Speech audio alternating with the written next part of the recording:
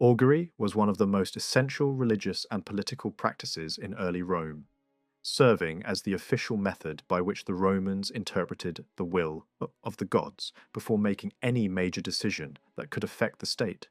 Rooted in the belief that divine forces actively guided human affairs, augury involved the careful observation of natural signs,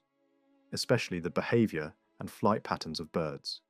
to determine whether a proposed action had divine approval or warning. This practice was not a matter of superstition in the Roman mindset,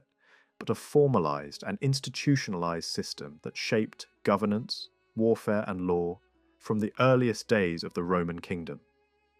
The specialists responsible for performing augury were known as augurs, members of a prestigious religious college whose authority carried immense weight in Roman society, as their interpretations could delay or entirely cancel political actions. Using a curved staff called a lituus, the augur would ritually divide the sky into sections known as a templum, creating a sacred observational space in which the movements of birds could be interpreted according to established rules and traditions. The direction of flight, the type of bird, the sounds it made, and even the timing of its appearance all held specific meanings, forming a complex symbolic language through which the gods were believed to communicate with Rome.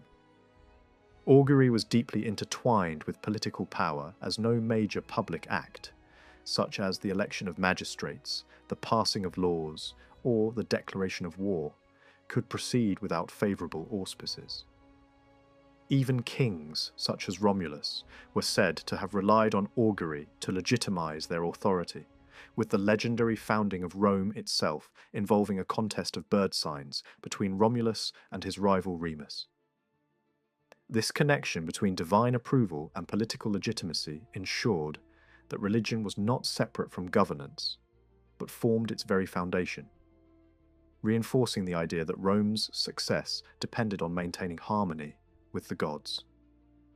One of the most famous figures associated with augury was Attius Navius, whose confrontation with Lucius Tarquinius Priscus demonstrated the power of religious authority to challenge even a king.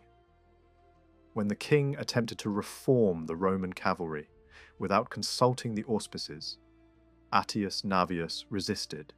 insisting that no action could proceed without divine consent,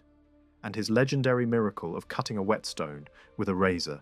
became a symbol of the gods' direct intervention in human affairs. Stories like this reinforced public trust in augury and emphasized that ignoring divine signs could lead to failure or disaster.